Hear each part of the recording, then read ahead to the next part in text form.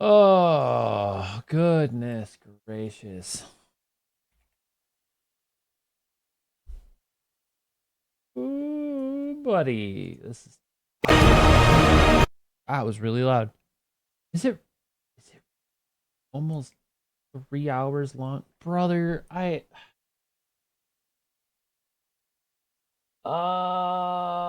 think we're gonna cliff notes this. Anyway, hi. Happy Tuesday, everybody. Um I am PNG for the moment. Well, PNG. I don't my phone is currently in the process of charging. So I will be mostly just chilling. Uh thought I had a thing that like made it so that I would actually like I don't want to kind of like breathe. Auto breathing. That's the one I was looking for.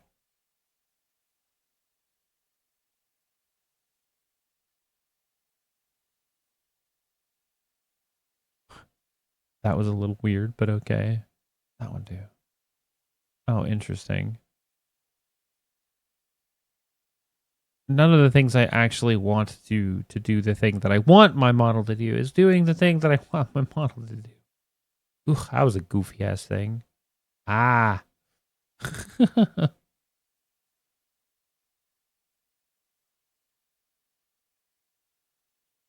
Hold on. Do I have wait.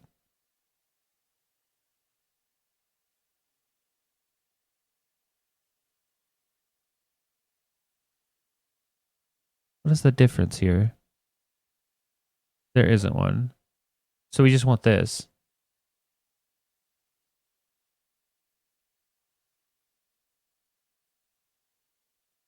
Maybe I do want both. Why is it like jumping at the end of it? It's a little weird. Ah, there we go. Okay, now it's doing the thing. Fucking weird. Anyway, hi. Oh god, the wiggles.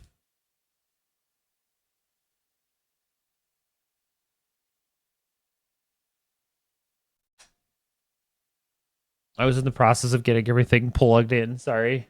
Audio is working. It's just that one specifically. I was a little too slow on getting the audio rolling. I apologize. Anyway, it should work now.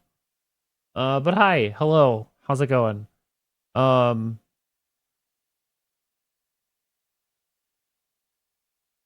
does he speak in English? I got some coffee. I got He extra. does speak in English. Okay.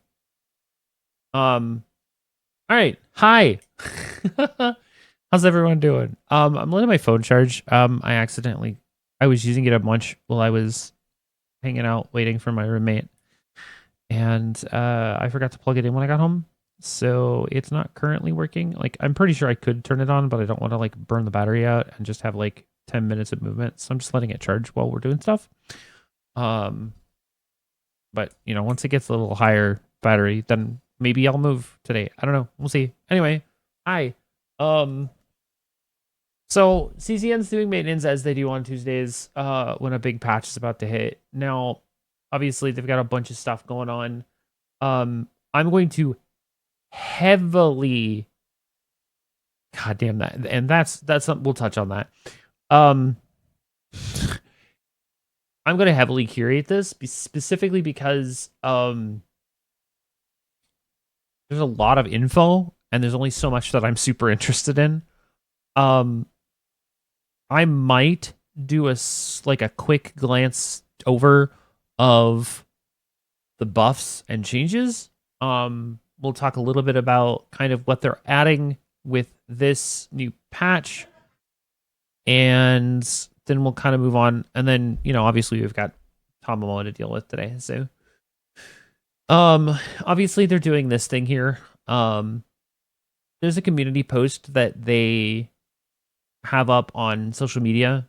If you comment on it, there's a chance that you could win an acrylic stand of Serenial or Narja. They look great, by the way. I mean, they're acrylic stands. Like most times when companies put high quality acrylic stands together, then like they're gonna be good. The bases are even really cool. I really want that Serenial.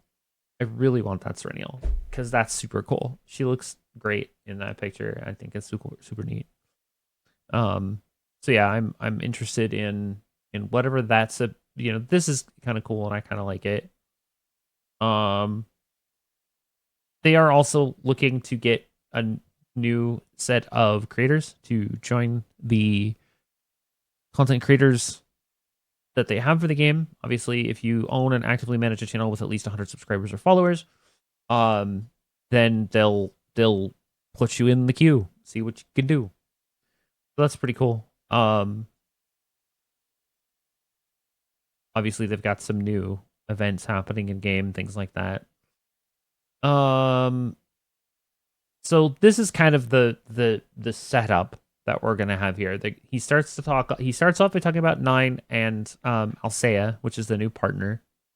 Season 2, titled Seed of Karmic Fire. There's a codex revamp for the Zero system, additional improvements for save data storage rules, and so on. And then the balance adjustments, including combatants, partners, fragments, common cards, equipment, stuff like that. So yeah, we'll get a chance to kind of take a peek at some of that as they're going through it. So 9, she is an Order Vanguard. So it's the first time we're getting a green tank, which is nice. Noriko Shibasaki.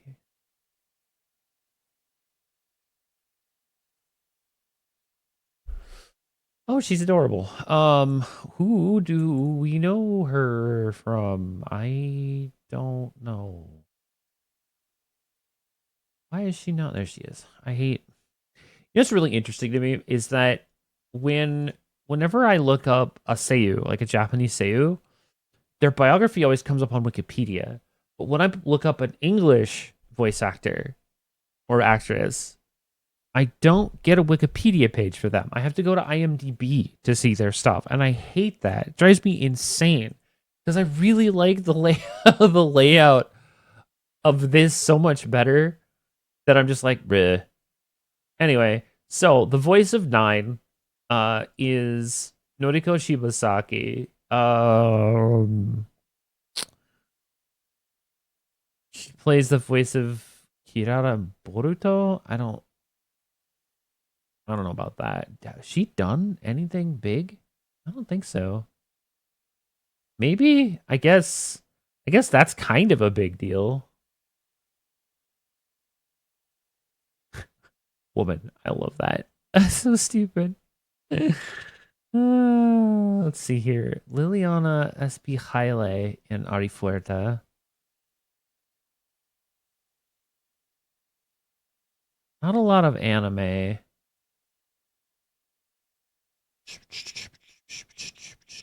She's Volga in Azure Lane. She really hasn't done a lot. She seems to be fairly new. I mean, she got her start back in 2013, 2014. So she hasn't really done a ton, which is cool. I like it when people are kind of relatively new and they get, they catch them a break and they put them in new stuff. I think that's pretty cool. Nothing that I would have actually recognized her from though. So I don't actually know who she is, but that's cool. Like I said, it's good to get some folks in on this. So let's see here. At max base, 506, 317, 592, 55.8% crit chance, 206.1% crit damage. That's not terrible. I'm okay with that.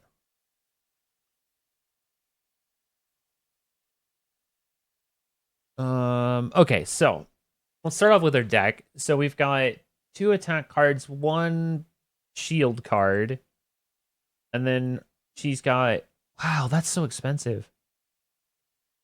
Ew, interesting. All right. Ew, costs 3, unique initiation, exhaust, ephemeral. Whoa. Okay. 420% defense base damage. Haha, funny number. Incinerate. Create 1 hue level 1. We'll have to get into seeing what that's all about later, because I'm sure that's part of her main mechanic is generating hues.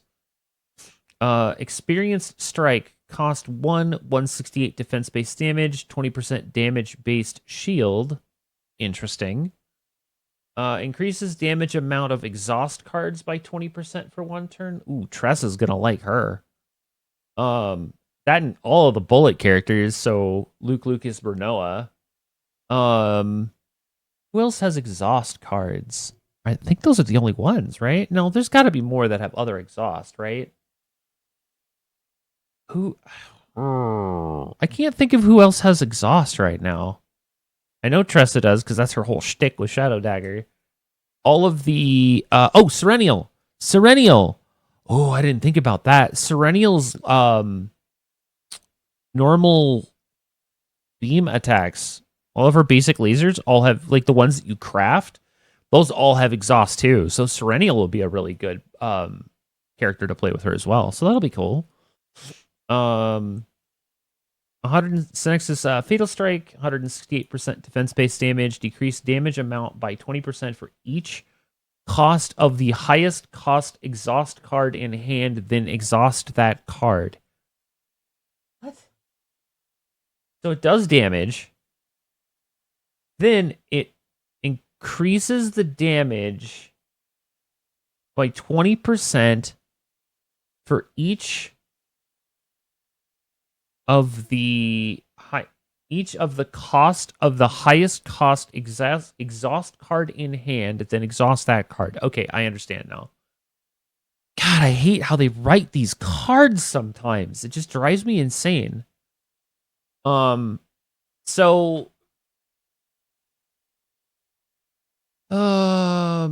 so it does the defense-based damage first, then it increases the damage amount.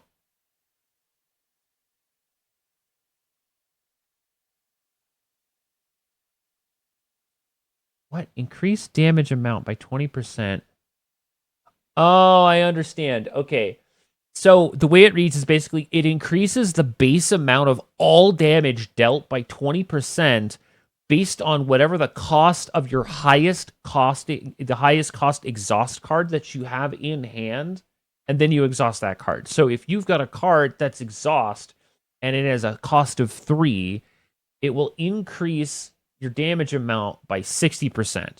It's 20% times 3.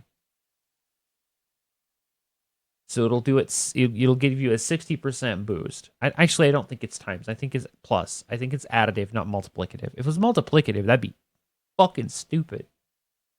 But yeah, I'm pretty sure that's additive. So it would be 6. Yeah, it's 20 plus 20 plus 20. So it's additive. You'd get another. If you add a 3 cost exhaust card, it would be an additional 60% damage. And then you exhaust whatever that exhaust card is, so it goes back. It gets exhausted and burnt out. Next up is Counterblade, a 0-cost unique that says when shield is gained through an ability, you gain 1 stack of honed edge. I'm sure that's her mechanic. And then Fighting Spirit, activate one of the highest cost attack cards of this unit in hand, then exhaust those cards. It should just say then exhaust that card, not those cards, because it's only going to be 1 card. So there's still a lot of grammar and spelling, but ESL, again, we're not going to complain. That one seems pretty straightforward. It just takes whatever the highest cost attack card is, activates it, and then it exhausts it. So she seems to heavily. Also, her 2 basic attacks do defense-based damage and increase the damage of all exhaust cards by 15% for a turn, twice, up to a total of 2 stacks for that turn. Interesting. I feel like there's some.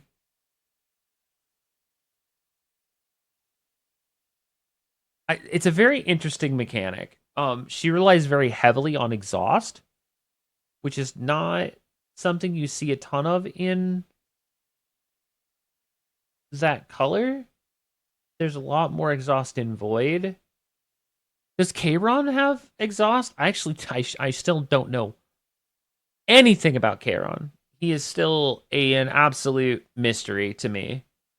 I think this picture here is just showcasing all of the all the order characters. Whew,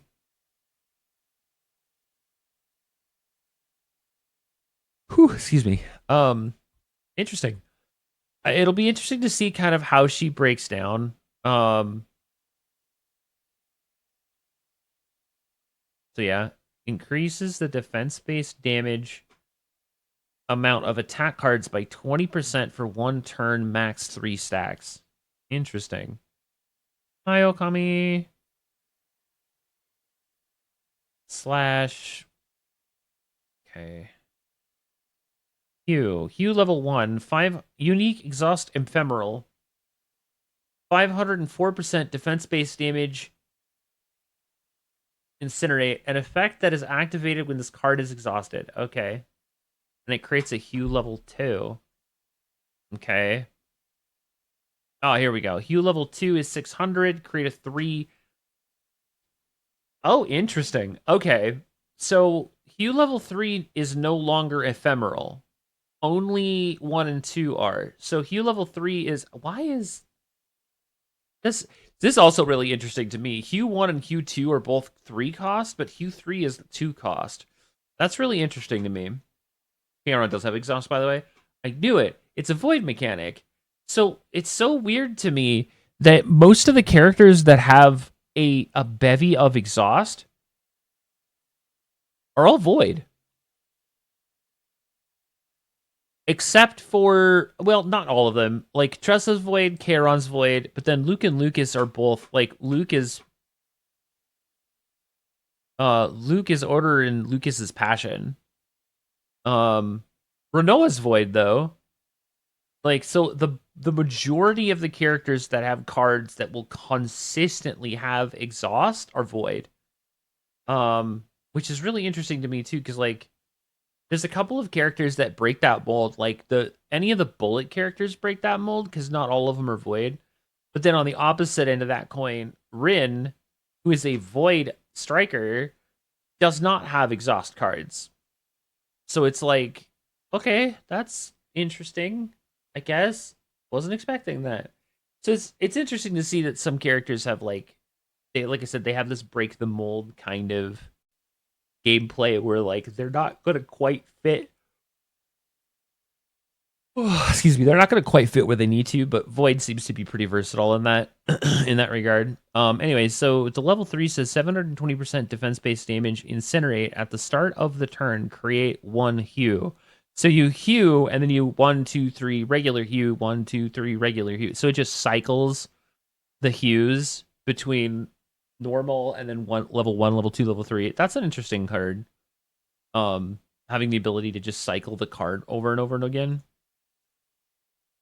Experience Strike does gained a fixed shield equal to 20% of the damage dealt that cannot exceed 20% of your max health.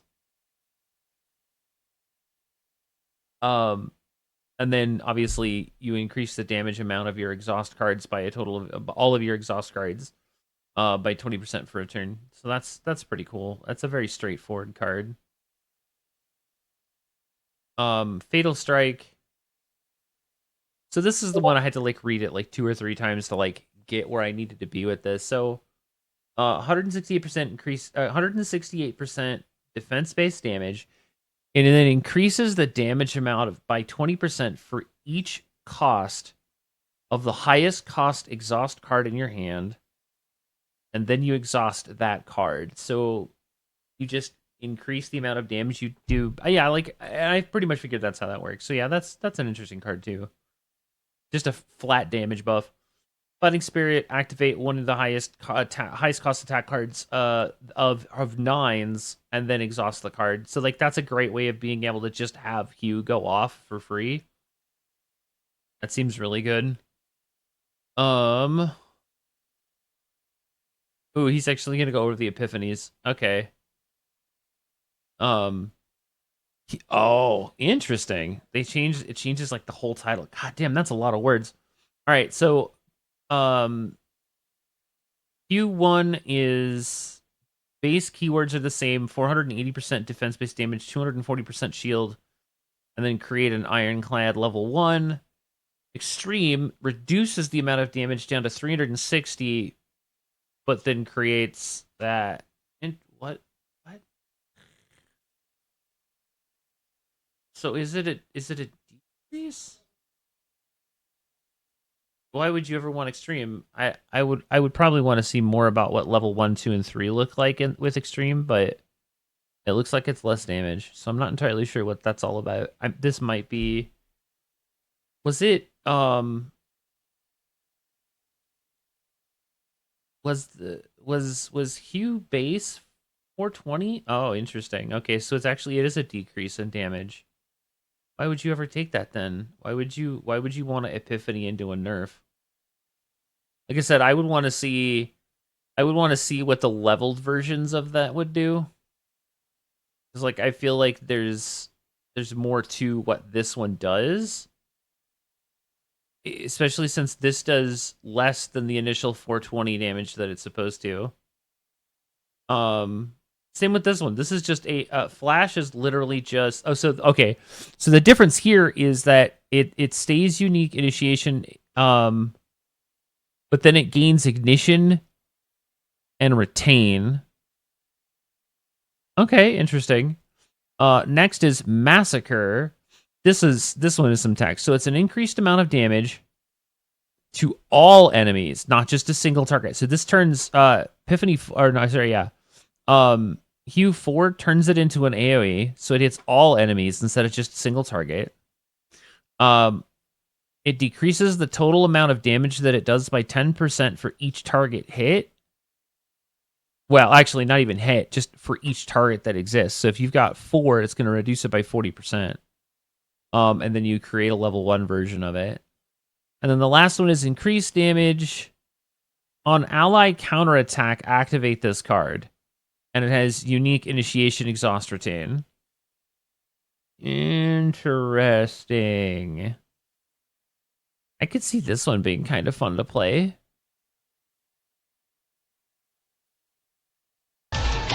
Oh, wiggles.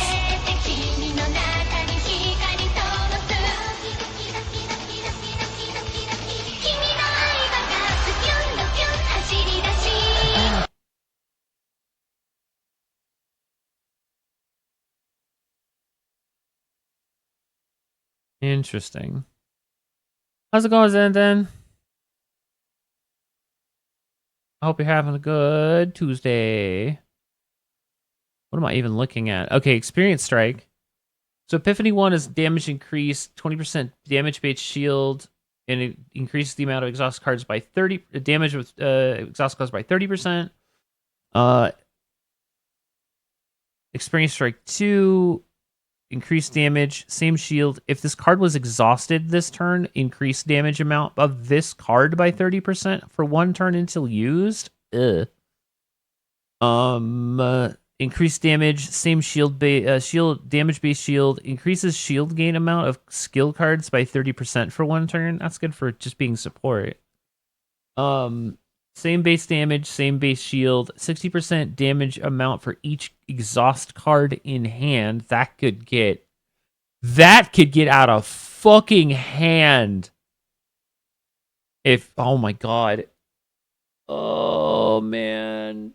Tressa and fucking that's so crazy. Tressa and Serenial are gonna make this Epiphany stupid.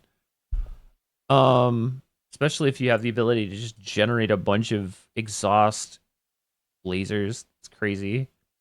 I'm doing pretty good. We're hanging out on a Tuesday. We're going over the new character and some of the new changes that are coming in season 2 to CZN, and they're currently in maintenance. So we're just going over the stuff, seeing what it's about, seeing how things are going, trying to figure out whether or not some of the characters I like to play got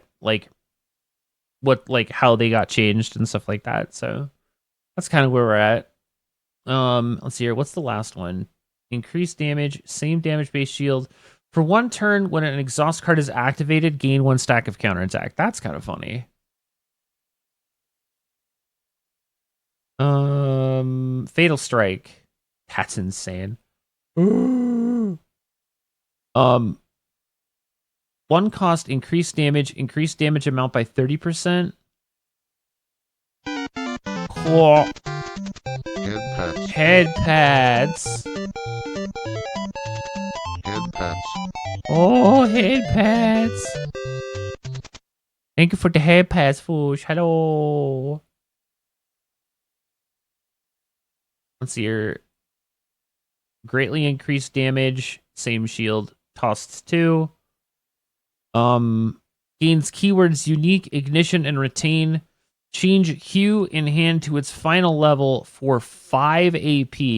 That's insane. But she has a lot of mechanic. Like, she's got cards that let her activate stuff like that easily. Oh, it changes it from an attack to a skill. How interesting. Okay. Epiphany 4 is 1 cost. Exhaust 2 random exhaust cards of other combatants in hand. For each card exhausted,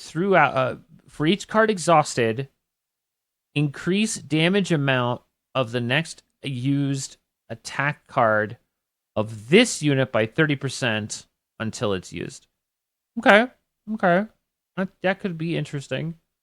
And then the last one is it gains the retain keyword, increase damage, and increases the damage amount by 80% for each ally owning counterattack. Oh my god.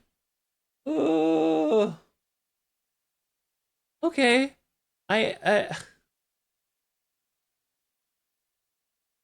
I mean, the best you'll get is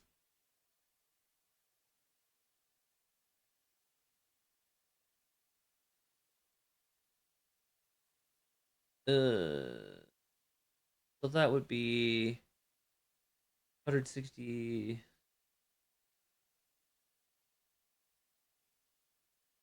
240?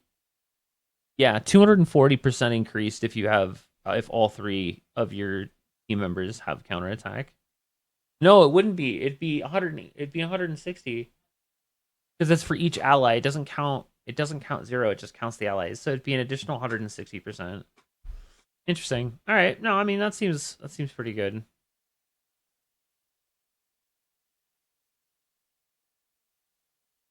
The next up we've got Counterblade. Counterblade is 0 across the board. It's an upgrade. It always has the unique keyword. First Epiphany is when a card is exhausted, you gain a stack of Honed Edge. Number 2 increases the shield gain amount by 15% from all cards used. And when shield is gained through an ability, you gain a stack of Honed Edge. The third one gives it a second keyword of initiation, which means it starts in your hand. At the beginning of battle, when shield is gained through an ability, you add a stack of Honed Edge. Counterblade 4 is when counterattack is gained, gain 1 Honed Edge plus. Oh, okay. And then the last is at the start of turn, activate Hue. Activate Hue in hand 1 time. Is that all Hue? It doesn't target Hue. If you have multiple copies of it, would it be all Hue? Oh, that might be worth testing. I could be interested in testing that.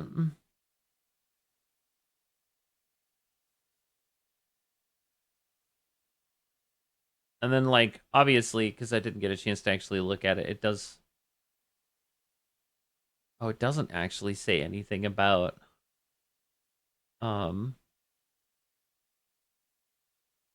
There it is.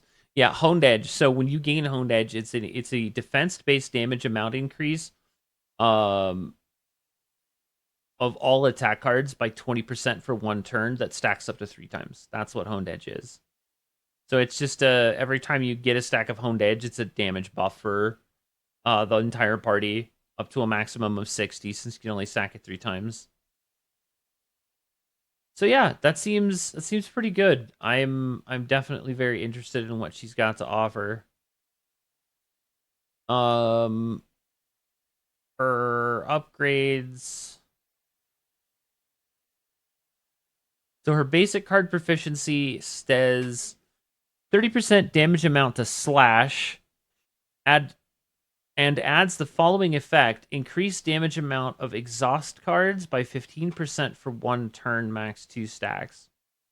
That's interesting. So if she uses her basic, it gives a buff to all cards that have exhaust on it by 15%, stacking twice. That seems pretty good for her basic.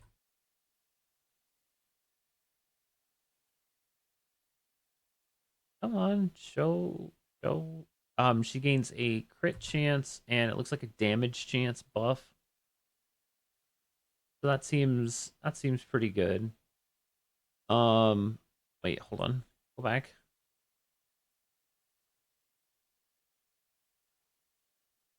Oh, that's this. Okay. So this basic card proficiency is this one. So then we get into the elite ones.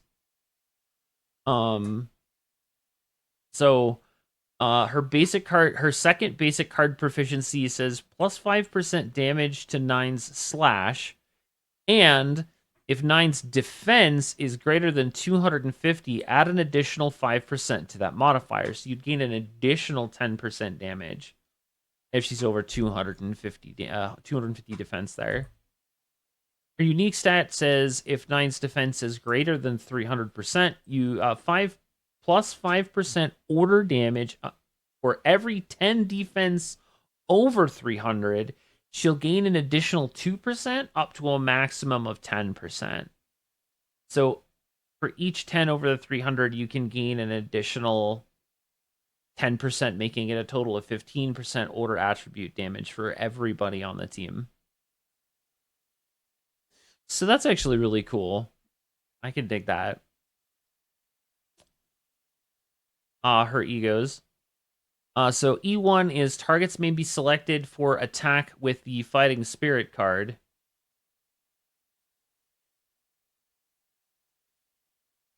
What?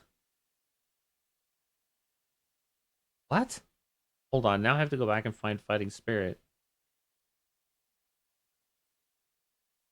Activate one of the highest cost attack cards.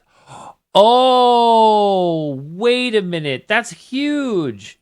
It activates the card, but then with E1, you get to pick who the card actually hits after the activation. Oh. Oh, that's actually super dope. Holy crap.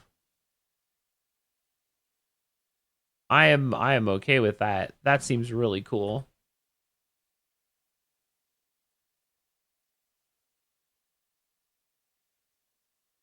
Yep. Yep. Keep talking, buddy. We understand. Please just go through the egos, my guy. All right. E2 at the start of battle, create one exploit opening card. Exploit opening states that it adds one vulnerable and does one tenacity damage. Okay, that's not terrible.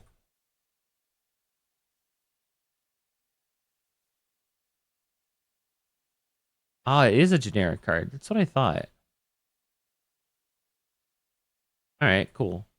E3 says 150 damage to adds an additional 150 damage to Reflection 0 and adds an additional 50% damage amount to the modifier for the combined cost of the two highest card effects.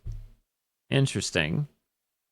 That one seems a little bit more complex than I might be used to for characters in this game, so I'd have to actually see how that actually works in battle, but actually, I say actually a lot because that's her ego skill. That's her ult. Okay. When Nine's card, so E4 is when Nine's cards are exhausted, you gain one stack of improvisation equal to the cost of that card, maximum 3 stacks, and adds an additional 50% defense-based damage to her attack cards for one turn, max 3 stacks. Interesting. Okay.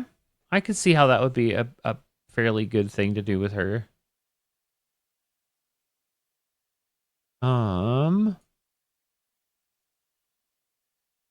E5 is just her stat upgrade, which, that's pretty self-explanatory. No one really should be telling you what that's all about. If you don't know, then you should probably read. Liberated Memory Battle Passive Upgrade. When Hue cards are activated, you will inflict 15% of the damage dealt to the target as fixed damage. Okay. Interesting. Oh, cool. Her ego seems pretty solid. I'm not entirely sure how much you would want to get her to E6, but I feel like there's a couple of good there. No worries. All right, so Alsea, Nine's trusted right hand. Her passive is it increases it increases the attached combatant's defense between 8 and 16% based on how many copies of her you have. When an exhaust card of the assigned combatant is exhausted or activated, increase defense-based damage of the next attack card used by between 20 to 40%. Stacks once. When a 2-cost or higher card of the assigned combatant is exhausted, gain anywhere between 100 to 200% fixed shield once per turn. Okay, that's not the worst. And then her active ego does 250% defense-based damage, adds 5 stacks of caustic remarks, which is a debuff that forces the target to take increased damage by 20%, and if they have a shield, it will increase it to 30%. She's cute. I like her.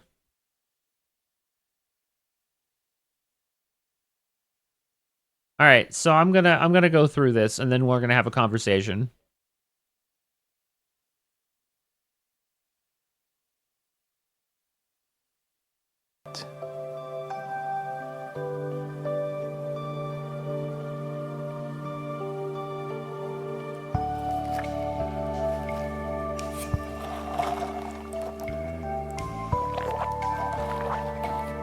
So yeah.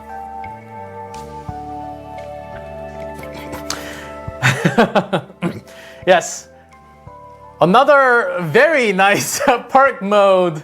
And there's some mentioning about this.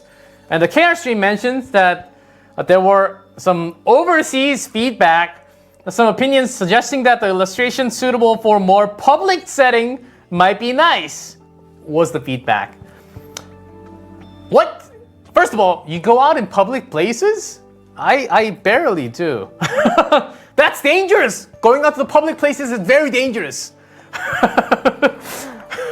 Make sure to stay safe at home, okay? But jokes aside, the art team mentioned that they'll be more mindful of the feedback and work on providing a wider range of options to Protoss to choose from. And this actually happened not too many weeks ago. I was personally recommending CCN to my friend the other week. All right, he goes off on a tangent for a minute. So if you notice at the very beginning of that sequence, she's like she moves her hand outwards, and you see something snap on the bra. So I'm just gonna tell you guys, they censored it. That's what this is. They censored that, because man, I get it. It's unfortunate that this is kind of what they decided they wanted to do with it, and I'm not like I get it, but at like the same time, this is what it was originally.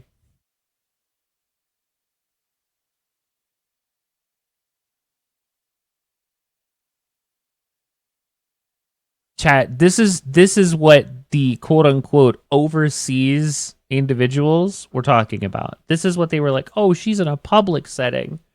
She should be more demure and ladylike for being in a public setting. And I'm like, y'all motherfuckers are crazy. Ain't no fucking way that she's in a public gym. I don't believe that. And I know y'all don't believe that. But this is what they changed. Originally, she was going to hold that just like that the entire time she was talking to you. And I'm like, that's a little crazy to me. So yeah, that's what they did. That's what this whole shenanigan conversation has been. All of the stuff that people have been talking about on this are saying that we're not sure why you changed this. Why did you change it? We gave you the suggestion to make it like you don't have to like change, but like at the same time, also hi, I'm moving now. At the same time, like, brother, this isn't that bad. Did y'all see what they gave us for Narja and Serenial?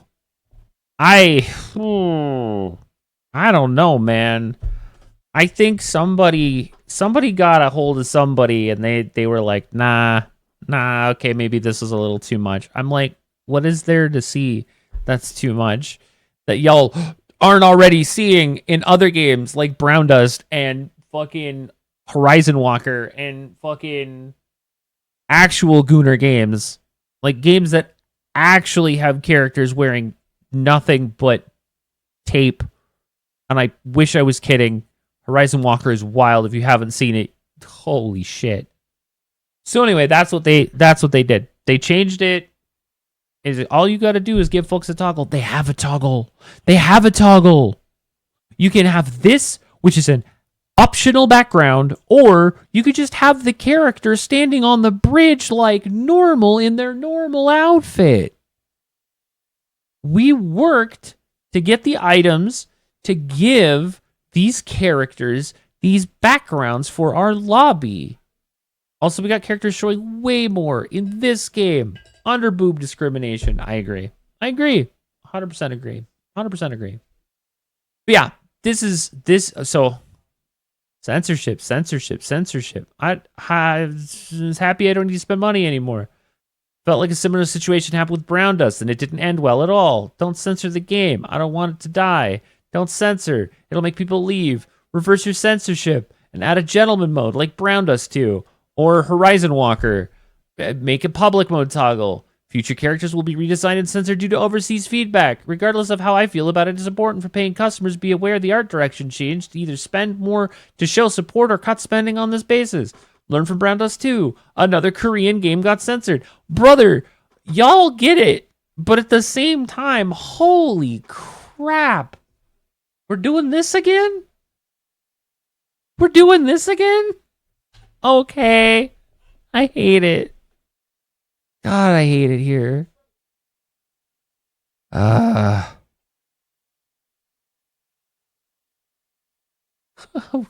a funny fucking title. Anyway, so yeah, I don't know. It's controversy. People are upset about it. Owen is responsible for this too. It's literally just the community looking at Owen and it's just like, just give Owen the side eye the whole time. That's the option here. Guys, in full honesty, I have 18 pages to go through. Thank you for your opinion. See, here is 9 and her combat. All right.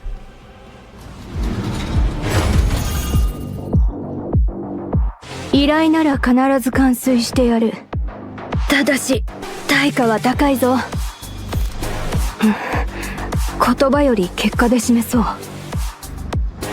これは痛むぞ。好きにあがいてみな。おお。一掃してやろう。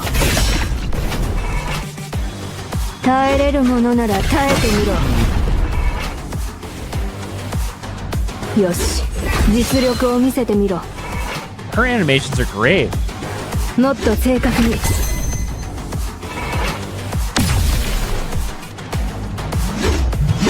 That was a new animation for Ego Skill. Oh, yo!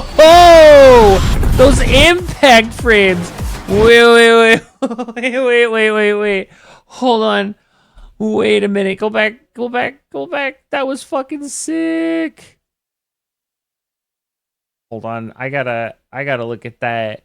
That was probably one of the coolest looking amount of impact frames that I've seen in this game. Like, in a while. Hold on. I gotta see this in fucking slow-ass slow-mo. This is pretty great. So first of all, you'll notice this. This cut-in for the ego, that's new. That's not something that we've had before.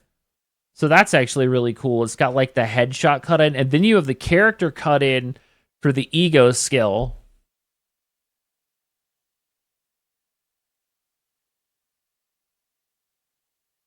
That was a slick as fuck transition. It goes... Hold on.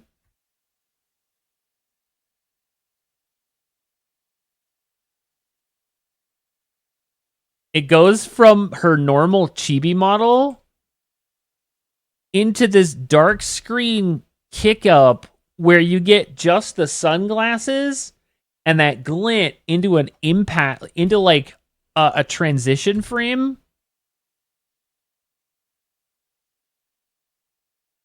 And now she's full-sized. That's fucking sick, dude.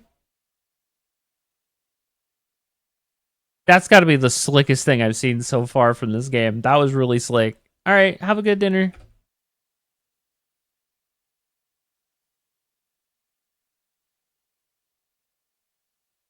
Right here.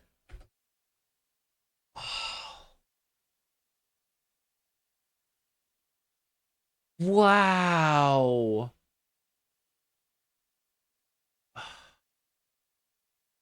That is so cool looking. That transition from... Yeah, that transition into the impact frames, into that flash that gives us that line art with the eye and the sunglasses. Look at that shit. That's godlike.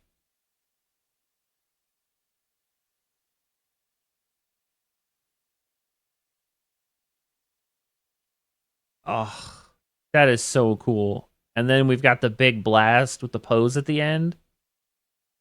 Oh, hold on. And then there's like that pause after the strike hits. You can see like the rocks and of the earth, and then boom, that impact frame. Holy shit! No, they're cooking with this one. Owen/controversy nonsense aside, they're cooking with this. Like, I can't wait to see what they do with some of the newer characters when they come out too. Because that right here, this is godlike. They fucking cooked with this. Ugh. What's this team? Whoa, look at this all defense team, bruh. 9 Calipe Amir? Oh, wow, that's a lot of damage.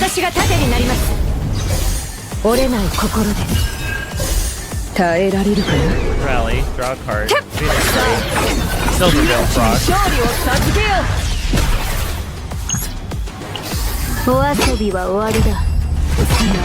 They're all gonna die.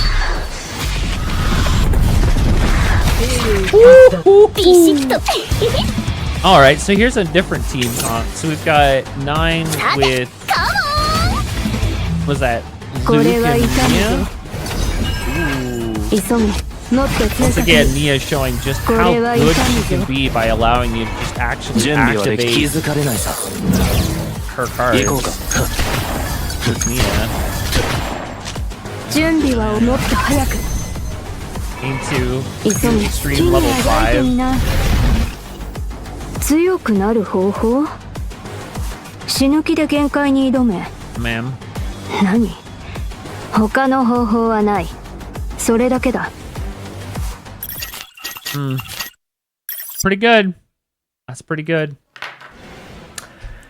I'm into it. She looks great. I think I think there's going to be a very large variety of different styles of team comps that you can put together with her. Like you can make a pretty sizably decent aggro team.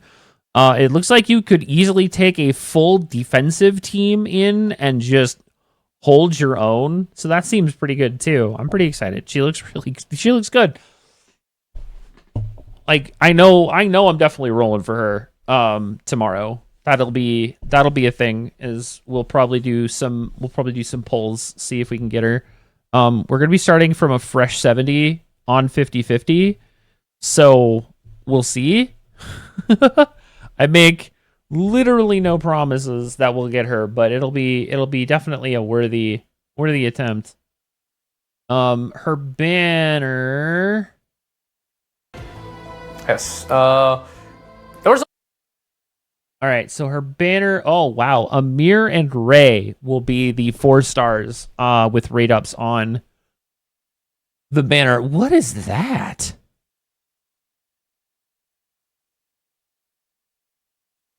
Are we getting a new limited banner?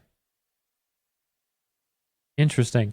Also, can I just point something out really quick? I know that this is a test account, and you know what? The only reason I know it's a test account is because he has 19,998 pulls, like actual pull currency, plus the additional 22k in gems.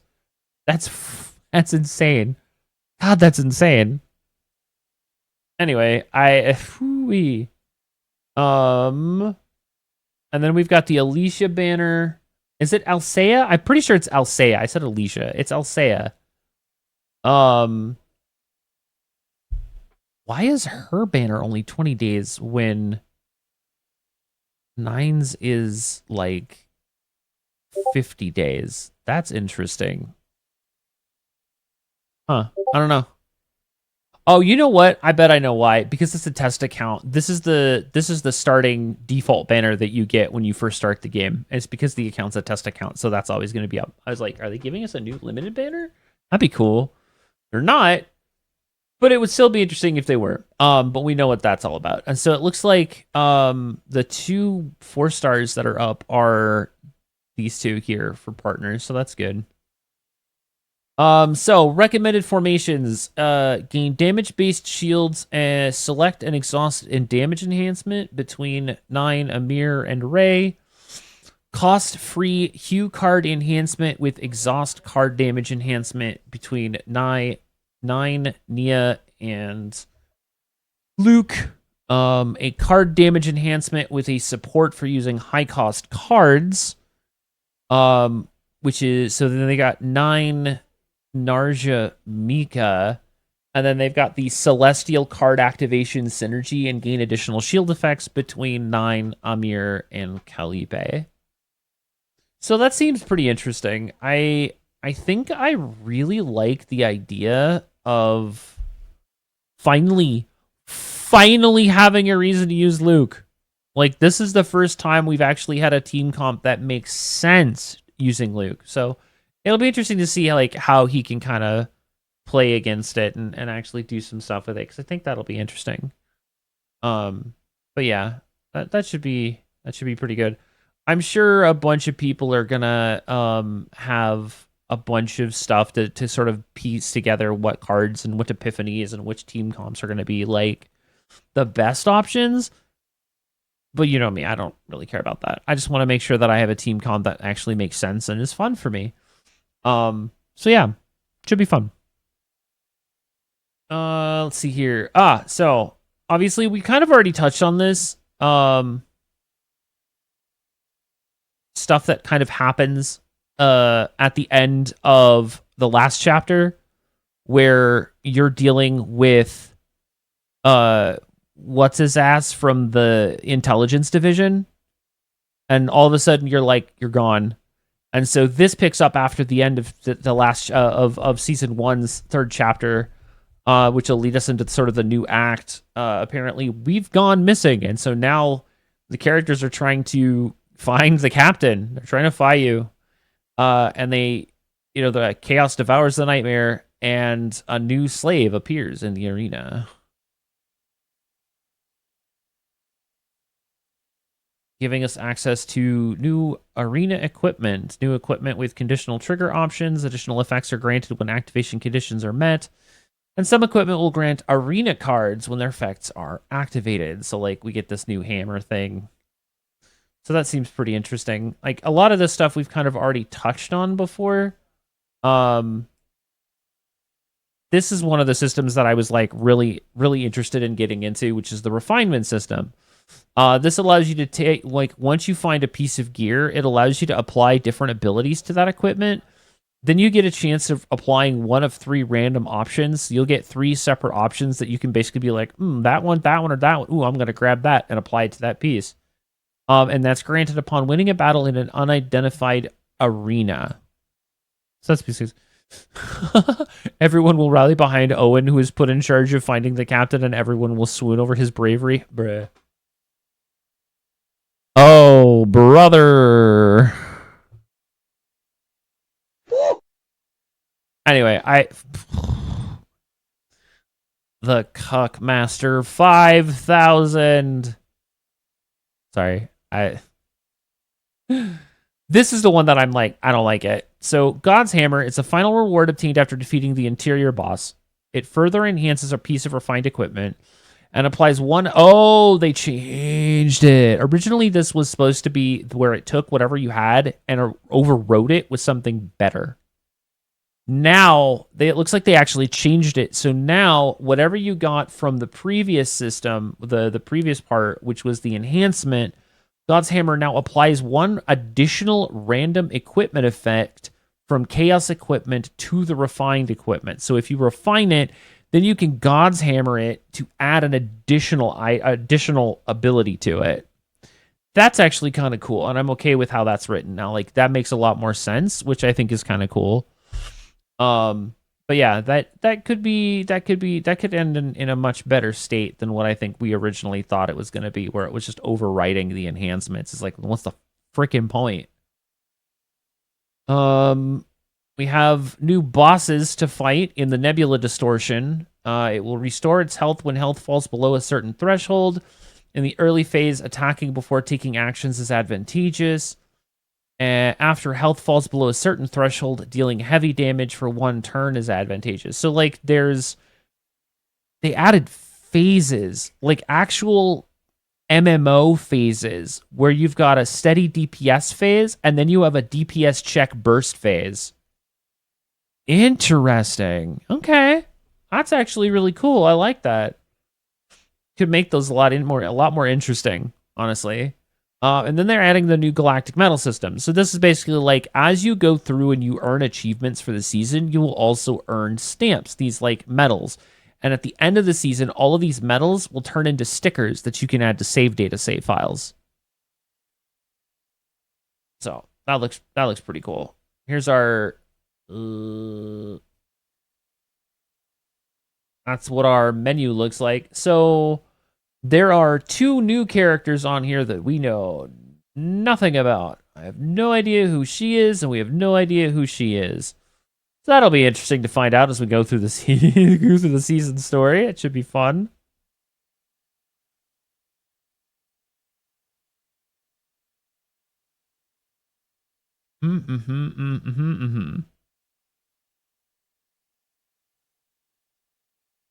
Oh, yeah. So our new icon for the season is going to be this little arena icon down here in the corner. So that's cool. I can dig that. Let's see what we got here. So some of the new cards that we get are Spore Harvester. It's a 0-cost skill that has Retain and Exhaust. If it's incinerated, it creates 2 contaminated spores. If it retains, it creates 1 contaminated spore. And Contaminated Spore is a 0-cost skill that adds 1 spore propagation. If retained, creates another contaminated spore. I have no idea what spore propagation does. That's a little strange, but sure, fine, okay, whatever.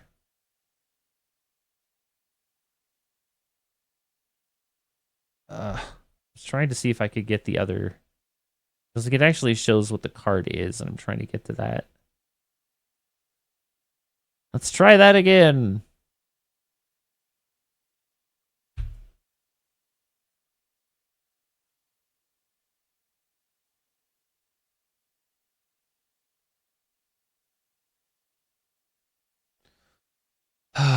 can I do the pull-up method? That would make my day.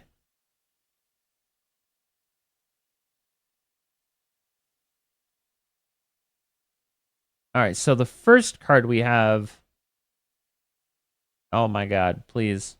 Okay. No, we're not. It's okay, hold on. For that, let's go off script. Guys, new cards. All right, Spore Harvester, we Okay? already saw this. I'm just going to scroll through because I don't have. All right, Nutrient Absorption. Exhaust keyword. Select and exhaust one card in hand for each cost of that card. Decrease cost of one random card in hand by 1 for 1 turn. Interesting. That could be pretty good. It sounds awful because that means if you brick for a turn, you lose, right? Yep. I don't. Well, let me rewind that. Not necessarily. What it could mean is that if you don't get the cards you need on the burst phase, you just have to wait until the next burst phase to try it again.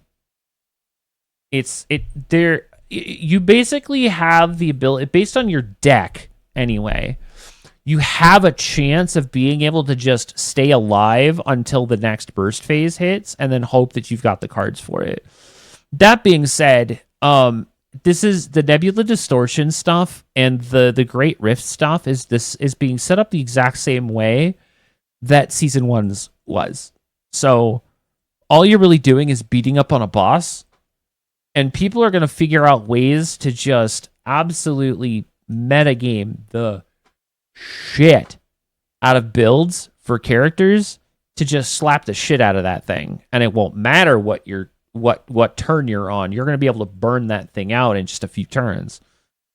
So it's just a matter of like, people are probably going to bring back multi-hit Malin. People are probably going to bring back multi-hit Barrel. People are probably going to bring up nonsensical multi-hit Chizuru stuff because Chizuru's actually been built out pretty well now. So it's entirely possible that like we'll find stuff that's like better and can actually do what we need to on that. Residual Herb, a 0-cost card with Retrieve 2, Exhaust 3, 60% shield, and when you incinerate it, it creates Contaminated Spore. Can I just say that they did it again, where incinerate just means exhaust?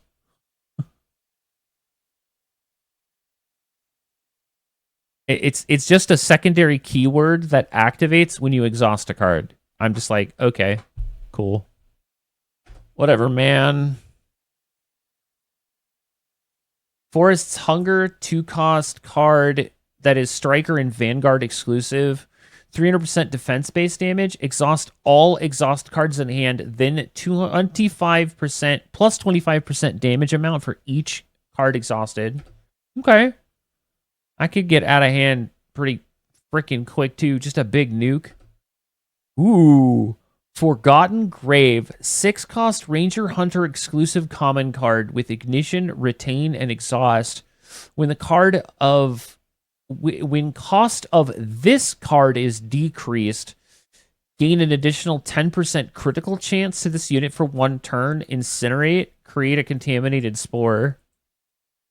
Still have no idea what spore propagation does, but yeah. So if you grind hours on hours on hours to make the perfect deck after 3 dozen restarts, then you can mitigate forced MMO mechanics in an RNG game. Delightful. Which is why I don't like doing the bosses. Honestly, I like the idea of being able to do the content up to a certain point. And this is what I did with the first one, and this is how I suggest it for everybody who's just kind of casually playing. Don't go for 9 of 9, because that's what you need to do to get to 9 of 9. 6 of 9 is very obtainable with a standard deck. You don't need to farm a ton for that kind of stuff. A fairly solid, good damaging deck will still get you through and will still allow you to complete the 6 of 9. And the 6 of 9 is where the crystal and like useful item drops stop anyway. So it really doesn't matter. Everybody should be able to complete 6 of 9 on all of these. Not everyone's going to complete 9 of 9 because 9 of 9 has way too much HP, is way too heavily dependent on RNG, plus the new mechanics. mean that if you're doing that, then yes, you're probably going to be able to complete it. But if you're just trying to play it like I play it and like how you play it and how most of the people that are here play this game, 6 of 9 is where you end it anyway, because you don't care about 9 of 9. There's no reason to care about 9 of 9.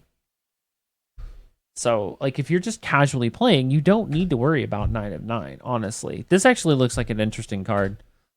Mushroom ammo. Cost 3 attack with bullet and exhaust. Oh, it's a bullet. Interesting. So it's a Ranger Hunter exclusive bullet that does 450% damage and doubles the effect of spore propagation. Oh, we finally get a spore propagation understanding. So spore propagation is a debuff that increases the damage taken by 10%. And when activated, it removes all stacks of spore propagation. Interesting. So the idea is do the damage propagate. Try to propagate as many copies of spore propagation as possible to get as many stacks as you can. And then hit them with damage to just pop the additional damage that they're going to take from the propagation. That's actually kind of interesting. It's like, it's just another damage increase debuff that you can do. That seems pretty cool. One with all.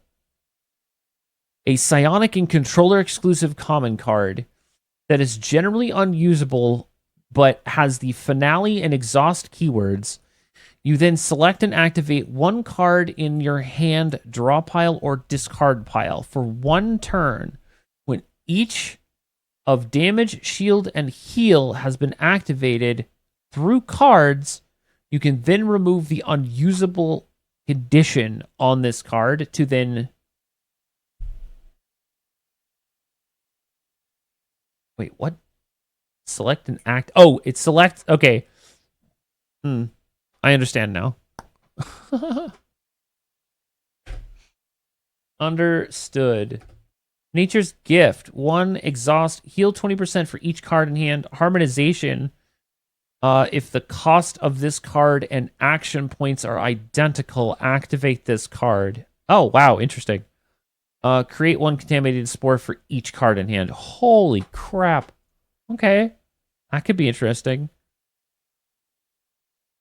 Oh, he went a little too far. Some of these are interesting. Rocket Punch, damage, retain, 25% activation chance. Has a 25% chance to activate this card. So every time you retain it, it has a 25% chance to just automatically activate because it's an unusable card. So you just throw it in, have it in your hand, and continue to just retain it over and over and over again until it activates. And then after like the 3rd or 4th retain, if it hasn't activated, it'll automatically activate because at that point it'll be at 100%. 0 cost attack, pierce, exhaust, 200% damage with a vulnerable, a weaken, and an agony. So yeah, spore propagation probably stacks with vulnerable and weaken. Interesting. Shield blast, exhaust, 150% defense-based damage to all enemies. That one seems good. Heavy blow. Exhaust does 200% damage, doubles the effect of vulnerable. Oh, wow. Interesting. That seems good. Charge Strike, another non-usable card that says 100% defense-based damage and plus 100% damage for each AP. If you incinerate, it activates the card. So I wonder if there's ways to actually how to actually like activate incinerate and stuff. That should be interesting. We've got some new fates for the new chaos. Silence, increased damage dealt by 30% each time a turn is ended without activating an attack card. Oh, that seems really good.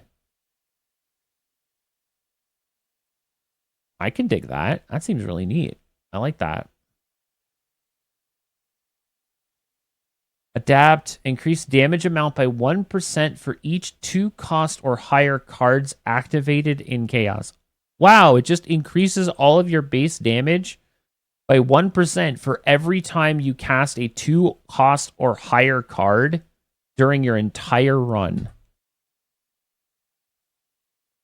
So you're just slowly ramping your damage as you're playing. That's pretty cool. Inference. At the start of your turn, draw an exhaust card. Yeah, okay. Tranquility. If damage is completely blocked, at the start of the next turn, draw one card and increase your AP by 1 additional point. Interesting. That seems like a good one. Could be done. Seems like it's built specifically for full defense teams and people that'll have a shit ton of shields, so that makes sense. Loss. At the end of the turn, exhaust one random card in hand and then create one contaminated spore. I see. Very cool. And of course, he goes on to look at some of the new equipment and stuff like that. I'm going to kind of just go in blind on a lot of those just because I want to see what they are once the chaos is actually active. What else do we have here? He goes on to start talking about whatever the hell this is. Blank screen. That seems good. Distortion adaptation. Oh, yeah. Okay. During seasonal chaos exploration, growth adjustments will be applied towards owned combatants, levels, and other stats in proportion to the level of chaos. It allows chaos explorations to be experienced with a wide variety of combatants, regardless of individual growth progression. So, interesting.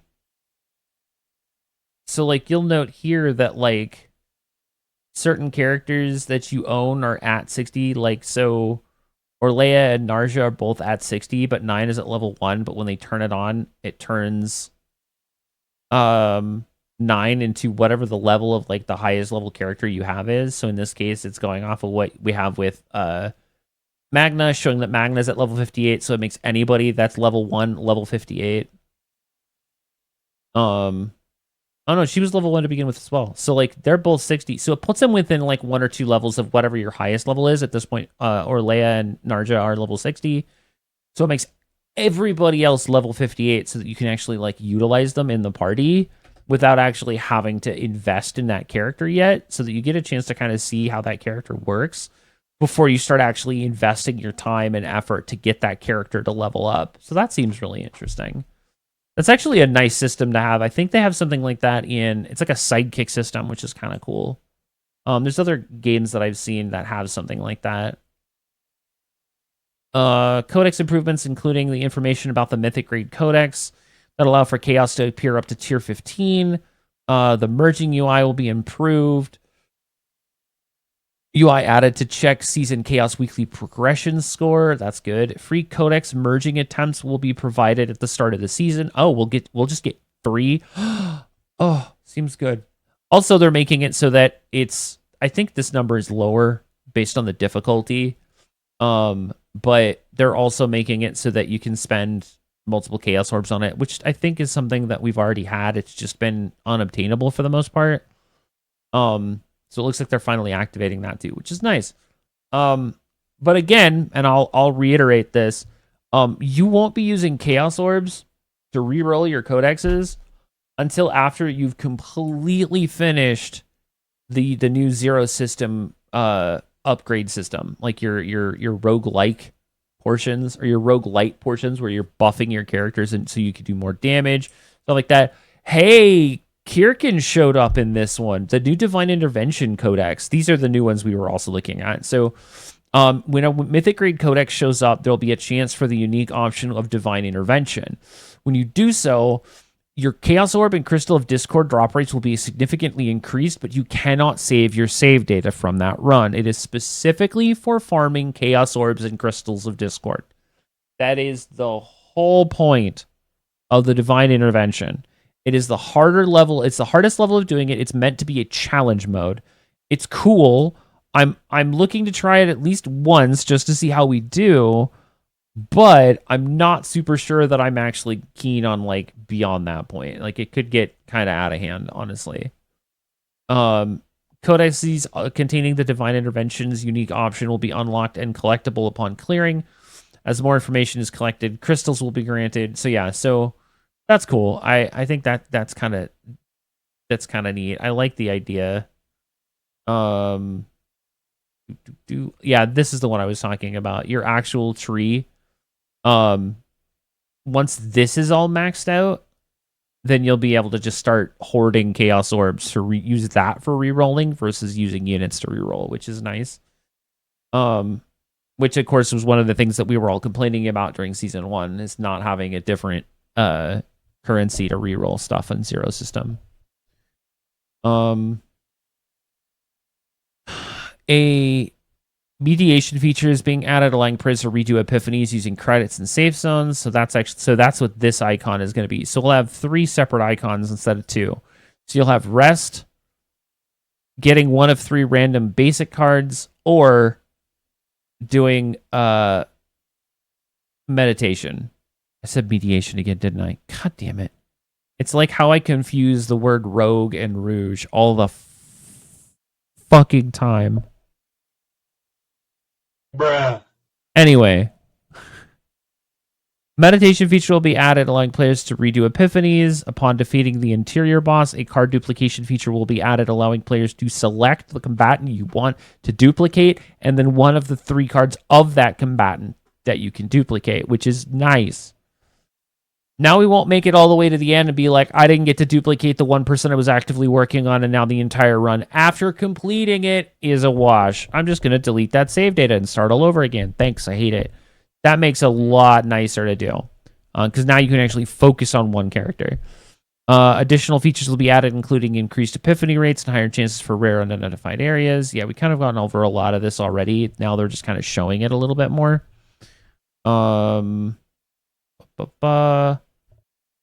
Save data storage rule adjustment. Starting cards, epiphany cards, and common epiphanies applied to the cards are no longer calculated as points. Good. Neutral cards are calculated at 30 points regardless of having received an epiphany or not. Monster cards are calculated at 20, 50, and 80 for normal, rare, and legendary grades respectively. There's only 3 legendary cards, so getting 80 points is not going to happen a ton. It's pretty much just going to be the 20 most times. You might get a rare that's going to give you the 50, but for the most part, monster cards are only going to cost 20 now, which is nice. So now we can actually now we actually want to be able to have monster cards in the deck, because now not all monster cards cost 80, which is like cool. Card duplication. Up to 2 duplicated cards will not count towards the calculation. Originally it was 1. But for every duplicate after that, so from duplicate 3 and on, will give you an additional 40 points. When a duplicated card is transformed into another card or removed, it will no longer be calculated as a duplicate. In one drive of save data, there can only be a total of 4 duplicates. So you can only have 1 card 4 times, unless it's unique, obviously. So that's good news. When removing cards, other than your starting cards, does not grant additional points. Each removed starting card is valued at 20. Transforming a card is also treated as a removal. Removing any duplicated cards will not count for any additional points. 1 drive's worth of save data removal can only be done 5 times. You cannot completely empty out a character deck anymore. You cannot just remove all 8 cards. They're not going to let you do that anymore. So basically, like, for instance, in Lab Zero, if one of your starting cards is transformed into that mutant sample and is ultimately removed from the save data, the remove count will increase by 1 and 20 points will be added. So that seems good. I wonder if they actually give us a breakdown of how that actually works. Okay, I understand now. So originally, as it was currently before today's patch, if you had removed Mika's basic attack and then completely removed her 2 heals and Whirlpool, the deck with just her other 4 cards would have cost. I'm sorry, that's not Whirlpool. That's her AP Gen card. If you'd done this would not have counted as a removal. It's just a new card, and then you removed the other 3, retained the other 4 cards. That would have been a total of 100 points. Now, after the update, if you remove all 4 of those top cards and just leave the bottom 4, it will be a lighter deck at 80 points instead of being higher, that's kind of nice. I think that's the way to kind of go with that going forward. Talking about the ID card updates, the 2 new memory fragments added and inventory expanded by 100. Beast's Yearning is a 4-piece set that adds 30% damage amount to Justice and Order exhaust attack cards. They're really trying to push for force set. Which I get, because going 2/2/2 on characters all the goddamn time was just stupid, because it's the same 3 or 4 sets all the time. And then the other set is Glory's Reign. When generating or using exhaust skill cards, 15% damage is dealt to... I'm sorry, you boost the damage of all allies by 15%. Okay, so outside of the set that you can use with Serenial, and I still stand by using her 4 set versus doing a 2/2/2 with Serenial, because I actually think it works, because Ravage, it's meant for her. Why would I not use it? Both of these sets make a lot of sense for a lot of characters. It's not just going to be for 9. This is going to do... So this set is probably meant for 9, because it's Justice and Order. Like, it makes sense. Haru doesn't have exhaust, so it really doesn't matter. Magna doesn't have exhaust, so that doesn't really matter. Mika doesn't have exhaust, that doesn't really matter. Who else? Who is a Justice character that has exhaust? I don't think there is one. Or at least I can't think of one off the top of my head. I'd have to look at the card database again. I don't remember. But this set down here, when you generate or use any skill cards that have exhaust, all allies gain an additional 15% damage. And I'm pretty sure that's probably just for the turn. But like, this doesn't seem terrible. Like, this 4-piece actually seems usable, oddly enough. So, we might actually have a second 4-piece that's actually worth it. He invites on one of the devs. They have a long chit chat. There's a lot of talking. There's not a lot of showing. Showing off a save data that they have for Hue, Strike, Fatal Strike, Counterblade, Fighting Spirit, Nutrient Absorption. Interesting. Got a couple of new... This one's old, but I think both of these are new. Yeah, both of them have the icon. So both of these are new, but then they've got the crown from like an older dungeon. Also interesting, they're using the character or the damage type icons to depict what this deck is supposed to be built for. Also, I'd like to point out that that's only 7,200 TB, and this one's only 14,700. And like, oh, okay, I get it. Very interesting. We've got a new shop that's going to be associated with the supply store. You get a free tier of gold every week. Flash of Potential is the thing that lets us change the epiphany on a card out in a save data. Like, once a save data has been completed, you can use a Flash of Potential, and that's the item that you can use to change the epiphany on a card. So those will be hotly contested, since you can only get one each week. For each supply, I should say, not each week. It's just one for each of the 3 supply lines.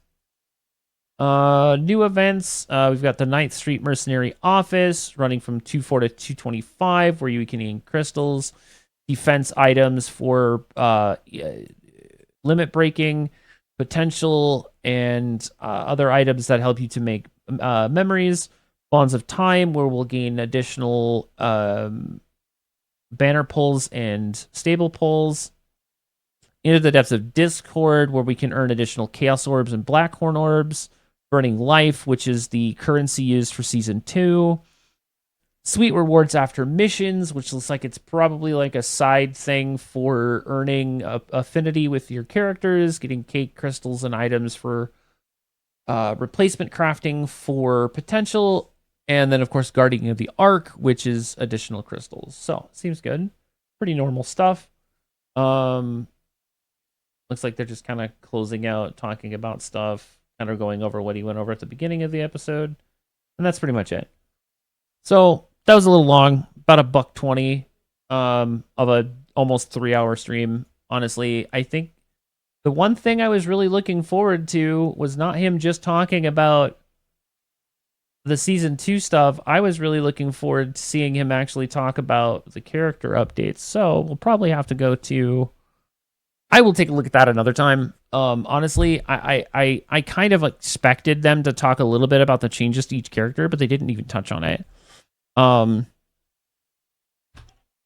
Which that's unfortunate because I was really kind of hoping they would, but they didn't.